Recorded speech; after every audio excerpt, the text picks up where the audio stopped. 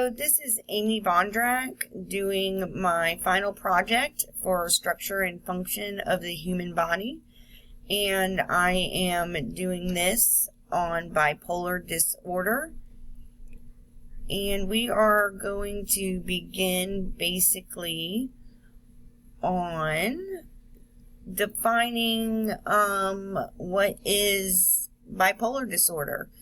The definition of bipolar disorder is a brain disorder that causes unusual shifts in mood, energy, and activity levels, and also the ability to carry out day-to-day tasks.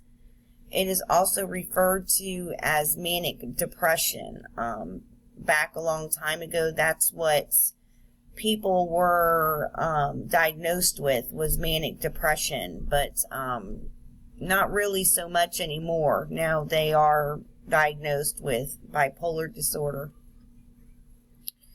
We also have some pictures here of the inner views of the brain of somebody with what would be a normal brain, and also somebody with bipolar disorder and their function, their brain function, how it's a little bit more stimulated than the normal brain. There are 4 types of bipolar disorder. They're classified into 4 different types. You have bipolar 1, bipolar 2, you have cyclothymic disorder, and also specified and unspecified bipolar and related disorders.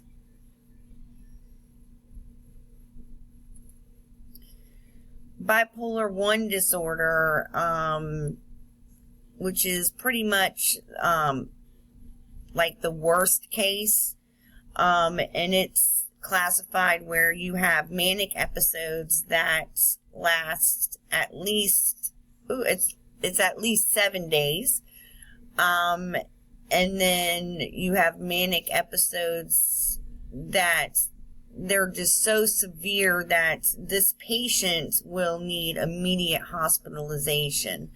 And then the depressive episodes that happen typically last at least 2 weeks, but can be much longer.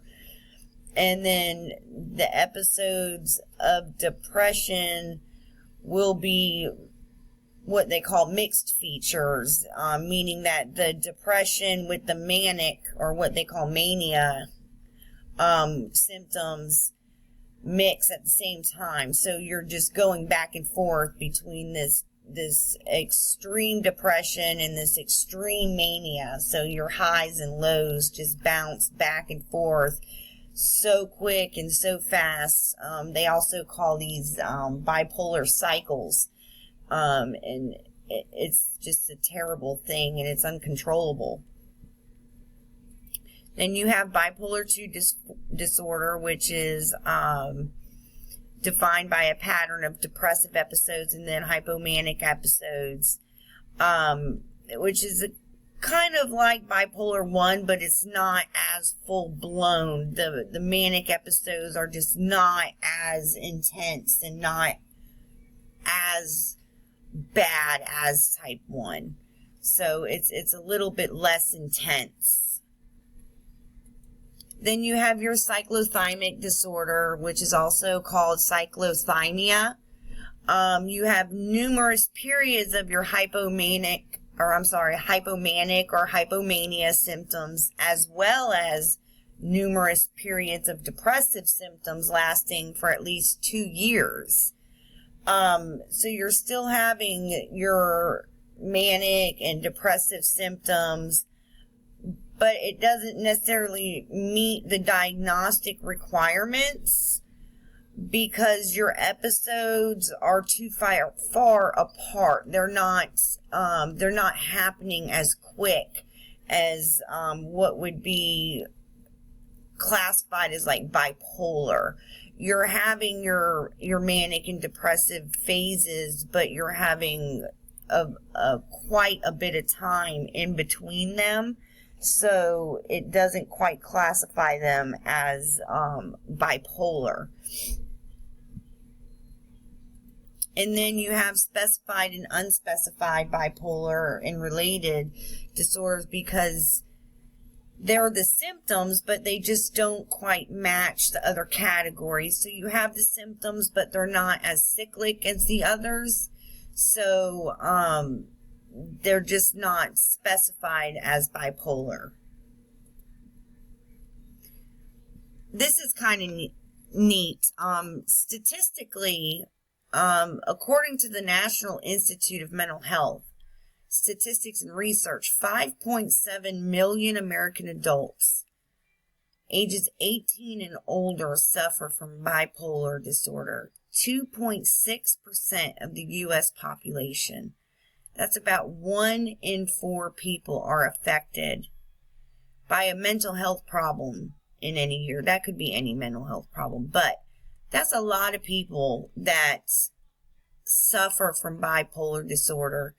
And, you know, it's something that people really need to think about, you know, because there are a lot of stigmas out there that, you know, you talk about people being crazy, or, you know, just get over it, or, you know, what are you so upset about, or, you know, sometimes people don't necessarily have control over what's going on in their own brain. You know, brain chemistry is something that we don't know very much about. And when you're talking about bipolar, experts still aren't even quite completely sure what causes bipolar. They have an idea, they're working on it, they're still, you know, they're still learning, and they're still studying, and they're getting there, and they think that it's partly caused by, you know, underlying problems with specific brain circuits and the functioning of brain chemicals, mostly by noradrenaline, serotonin, and dopamine.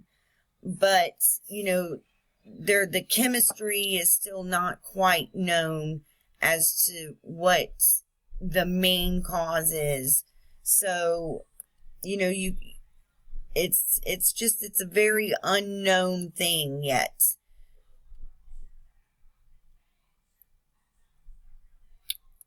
There are lots of treatments for bipolar.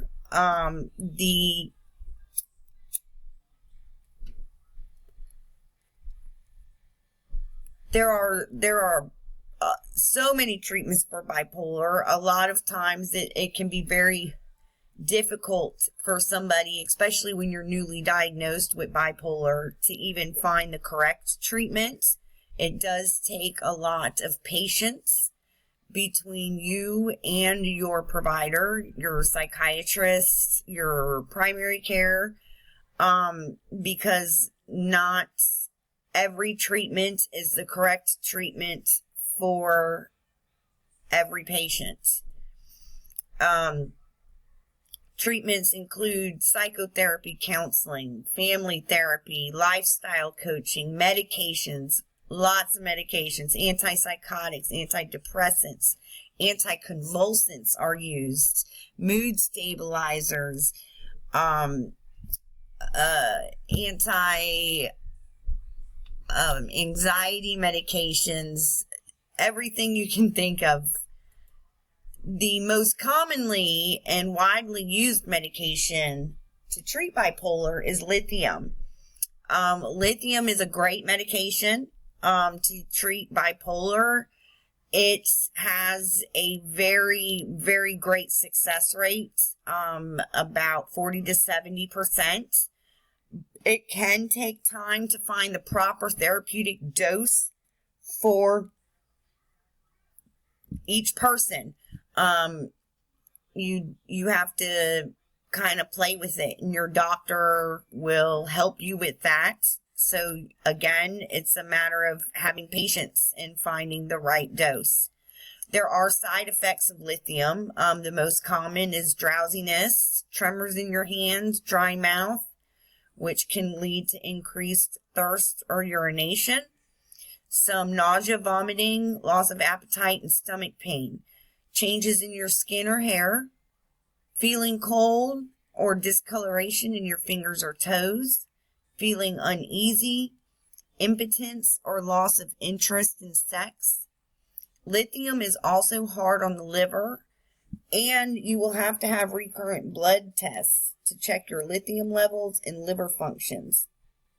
Your lithium levels will also show them if you have a therapeutic dose within your system, so they will know whether or not to increase or decrease your dosage.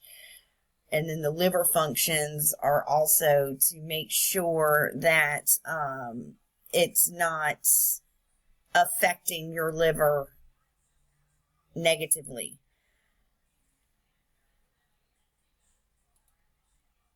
Other disorders associated with bipolar is obviously the depression. We all know pretty much the signs and symptoms of depression, and anxiety.